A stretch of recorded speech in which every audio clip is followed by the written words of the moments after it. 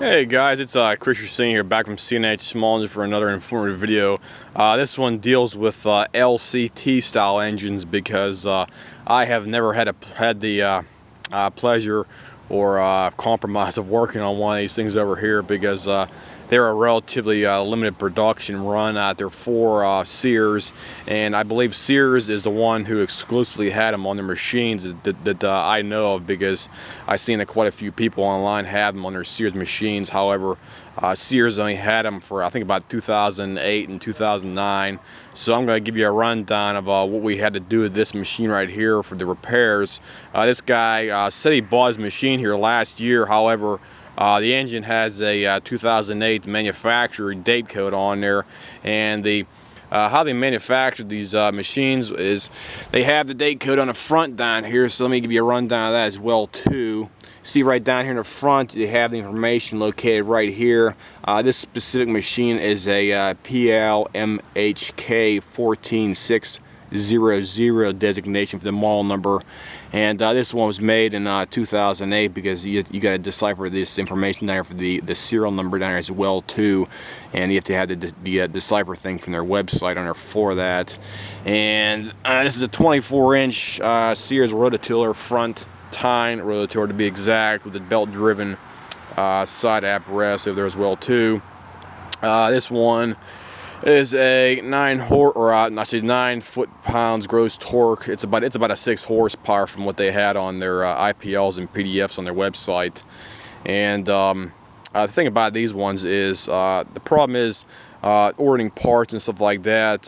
More than likely you have to order the parts exclusively from the retailer that actually had these things, like Sears, because I'd have a hell of a time trying to find parts for these things other than Sears, and I had to buy them directly from Sears for my commercial business account. So just be aware of that. You may have to order parts if you're like me. You have to order parts from the manufacturer through your commercial account. If you don't have that, you have to buy the full face value price that they're for it. And these carbs ain't cheap. Retail, I think they're about 60-some bucks, 70 bucks, I think. I can't remember exactly what I paid for it, because I ordered about a week ago. We had to replace the whole carb on there because they don't, unfortunately, have a carb kit for these ones right here. And I'll show you what these things look like. Here's a whole part. Here's the carburetor, and here's the intake gas that you have to replace on these welds too. And you got your first one, they go in on it in a order of this. You got your one with the intake up by the plastic heat block, I call it. And you got the secondary one right here, and the third one right here as well too.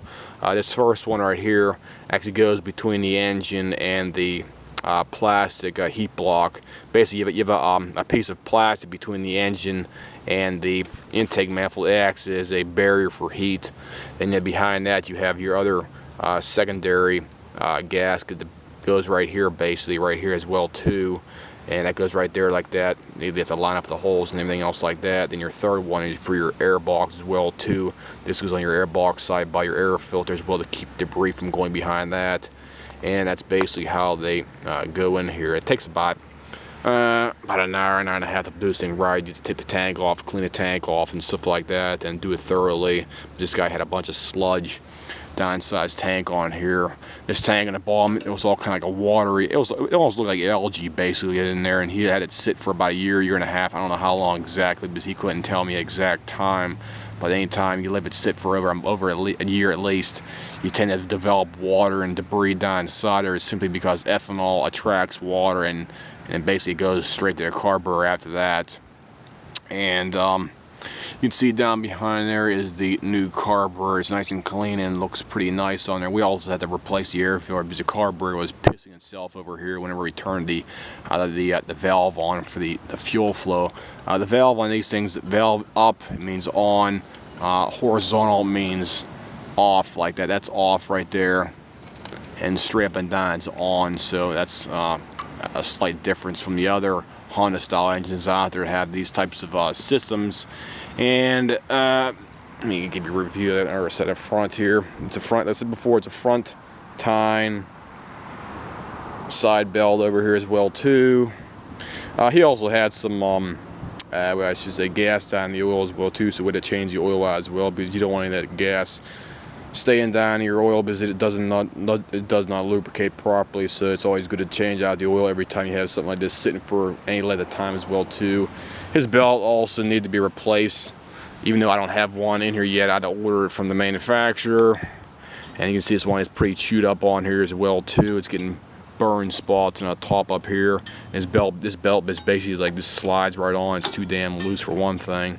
The guy told me that he has a belt cover at home, so I'm not going to worry about that. So that's basically everything about this specific machine. As I said, it was manufactured in 2008, and it was one of the first gen Chinese clone style engines out there for that.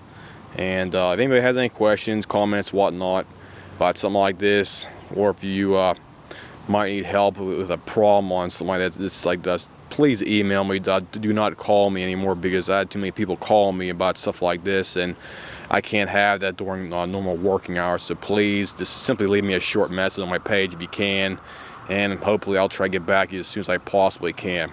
I'll see you guys.